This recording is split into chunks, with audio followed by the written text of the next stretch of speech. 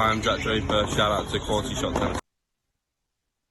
Hey guys, and welcome back to the channel. If you're wondering why I've got a massive smile on my face, it's because this is the matchup that I've been looking to get on the clay. It's Iga Swiatek versus Alina Rybakina for the quarterfinals of the Rome Masters tournament. And Rybakina has won the last two matches between these two, not on clay, of course. And Iga Swiatek has won 14 consecutive matches at Rome or in Rome, 24 sets in a row, and she hasn't dropped a set since a third round loss to Krejcikova in 2021. She's also managed to double bagel Pavlyuchenkova and beat Serenko 6-2, 6-love. Yes, against Vekic, she only won 6-3, 6-4, but Rome is arguably her best tournament. In all of the tournaments on tour, and she's playing against the player who arguably has or seems to have the worst style for her. So her biggest challenge in player on her best surface. Surely she'd win, right? Well, we're going to have to talk about it because from a mental and physical standpoint is where this match could be won or lost. And before we get into it, remember that like button, do subscribe if you are new, and also do leave a rating or review if you're listening on a podcast platform. Okay, we've got to get into this. This is how we're going to do it. First, I'm going to talk about the mental side of it very briefly. Then we're going to talk about how they've looked throughout the week, then the head-to-head as well, and then ultimately talk about strategically and more tactically and technically, like how the match might play out. Ultimately, I'll give you guys my predictions. So for Iga Swiatek, she has massive confidence in Rome. As I said, it's like a second home to her. Her results are phenomenal in Italy. For Rybakina, a bit different. You know, she's already come out and said she doesn't particularly like the clay. She knows that her game is not really suited to the surface as much as it is to other surfaces. This is a slow clay court tournament. You might have expected her to do better in Madrid, where it's in altitude, it's quicker surface with her serve, for example, and big ground strokes. She might have had more success there. Didn't happen for her, but she's in the quarterfinals here on a very, very slow clay court tournament where, you know, arguably you could say her weapons are dulled the most. For Swiatek, her weapons are actually amplified more in a way, mainly because she hits with a huge amount of topspin on her forehand, especially. Her defensive capabilities are fantastic, and her precision in her hitting is very good, with a lot of margin and a lot of topspin. And she's just so good defensively as well, and her returning is phenomenal, generally speaking, and that's exemplified even more on a slow clay court. And serve-wise, she's able to back it up well enough with her forehand, especially, and even the backhand, that she's able to outmaneuver people on this surface. For Rybakina, there's, you know, the mental. There's a bit of a. I wouldn't say it's a massive negative. It's more the fact that for Rybakina, she knows she's not going to win as many free points on serve. She's got a massive serve, and on quicker surfaces, she's hitting a lot of aces, a lot of unreturnables. People have more of a chance against her on this surface, and that is arguably her biggest weapon. From the back of the court as well, she was able to kind of out-hit Swiatek in previous matches. That's not going to be as...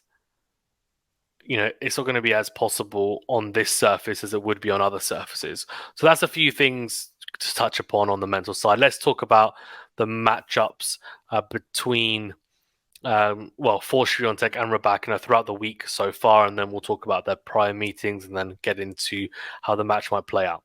So Swiatek beat Pavlyuchenkova, double bageled her.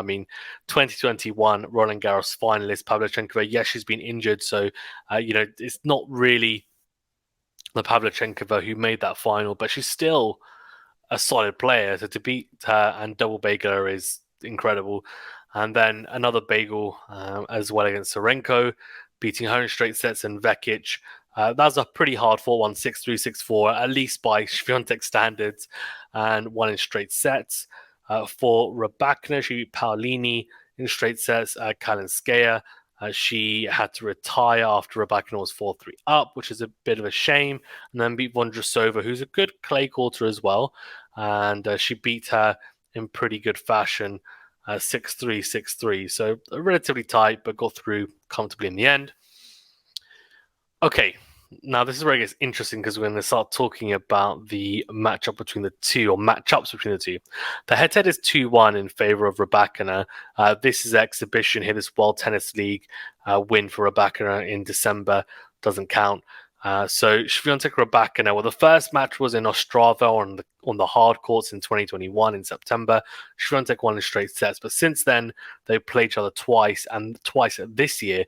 Once at the Australian Open, Rybakina beat Swiatek 6-4, 6-4, and also played each other in Indian Wells, and Rybakina beat her 6-2, 6-2, so beat her even better on arguably a surface which you'd think Swiatek would have more success, because the Australian Open, the courts are a lot quicker. They're very quick, in fact. And you think Rybakina, if she was going to smash Swiatek, would be on that surface, but no, too tight set, 6-4, 6-4. Indian Wells is a slower hard court where you'd actually expect Swiatek to have more success, and Rybakina, and then the Rybakina wouldn't be as potent on that surface because it's a slower hard court. She actually won even more convincingly. So then the question is, well, okay, Rybakina's beaten her on slower hard courts by a better margin. So why can't she then beat her on a clay court, even, which is slower than a slow hard court?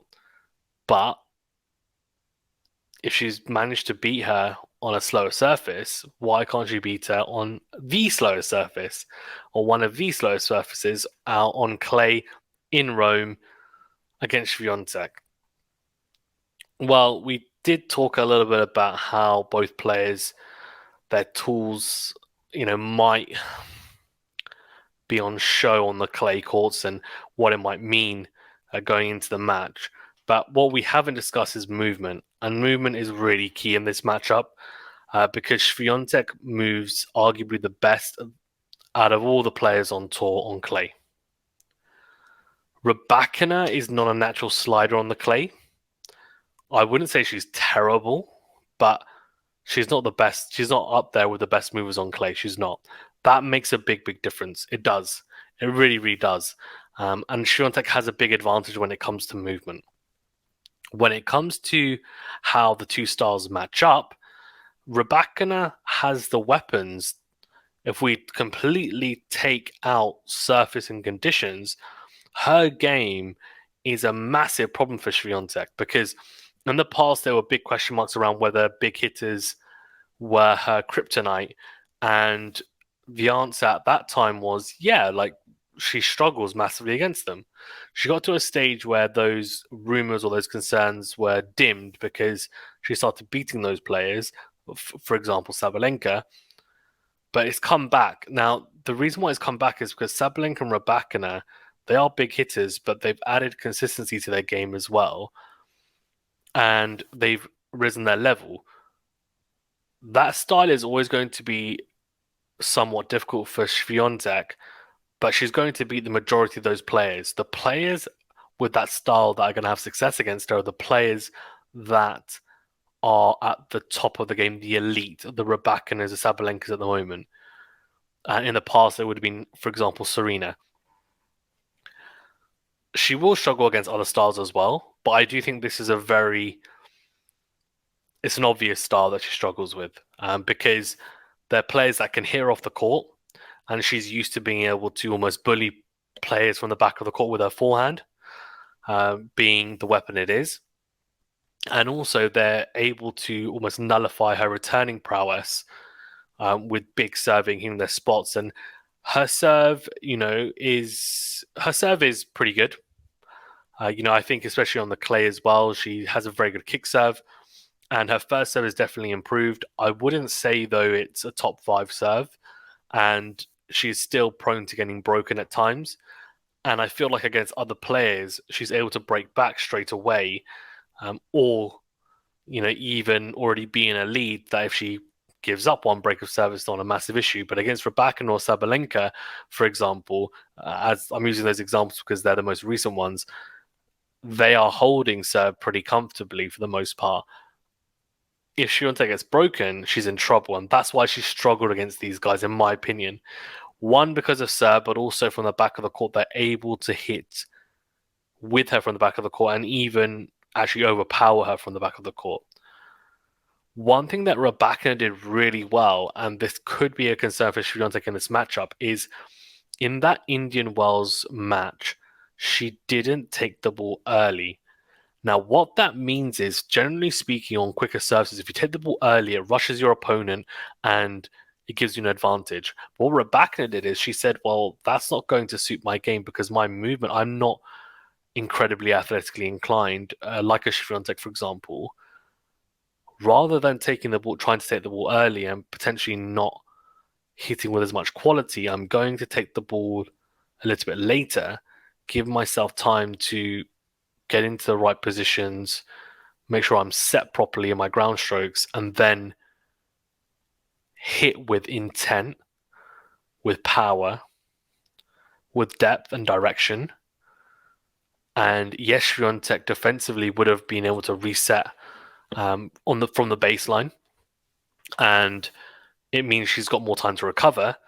But Rybakina backed herself to make up that disadvantage of having Swiatek being able to reset defensively by closing or actually even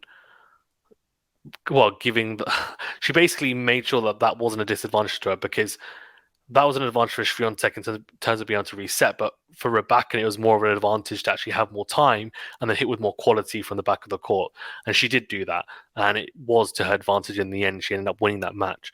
So if she does that on the clay, which you tend to do because of how high bouncing and conducive the surface is, you don't maybe take it as early as you would on other surfaces, and it's a lot slower, you have to wait for it, then actually Rybakina's tactic that she used in Indian Wells would actually work well in this match. Similarly, her serve, she's got pretty good kick serve as well. That will work quite well against Swiatek. The big issue is going to the movement and how well does she move. Because if Swiatek is able to get onto the front foot and dictate, what Rybakina did really well in Indian Wells and at the Australian Open was defending actually pretty damn well, being able to almost get out of defensive positions pretty much straight away and get back to neutral or even on the attack or front foot. On the clay, it's not going to be as easy to do. Swiatek will be able to dictate proceedings for longer periods and points than Rybakina would probably like. So there's a lot of factors involved in this matchup, and I think it's really, really intriguing. I don't think it's going to be a walk in the park for Swiatek, and I also am not sure if Rybakina is going to be able to replicate the wins at Indian Wells or Australian Open. I think it's going to go to 3 sets, and I think it could go either way. I know a lot of people are thinking, well, Rybakina is Swiatek's kryptonite, and she's the one that's going to be able to beat on the clay, and they could be right. The matchup is definitely not kind to Swiatek because of the styles. The styles just don't match up nicely for her. But this is her favorite surface at arguably her best tournament, and I think that then does make a difference. So I think I'm going to go with Swiatek in 3 sets. I think what might happen is Rybakina might take the first set, and Swiatek, we haven't really seen her in a position where she's lost the first set. But I think Rybakina might take the first set. There might be a bit of mental scarring as well, scar tissue that Swiatek has from playing Rybakina twice in the last few months and losing. And that might play on her mind a little bit. But then the second and third sets, I think she's going to find her groove potentially and really kind of understand that, look, this is my court. These are my conditions. Like, this is basically my kingdom. I should be winning here and take over. So let's see. I mean, Rybakina is I wasn't really expecting much from her on the clay when she lost early in the last couple of tournaments, but she's done well in this one so far. She hasn't faced like real quality opposition, I'd say. So it'll be interesting to see how she gets on. But I'm going to go Swiatek in 3 sets. Let me know your thoughts in the comment section below. Thank you very much, guys, for tuning in. Remember to hit that like button. Do subscribe if you're new. We'll see you on the next video.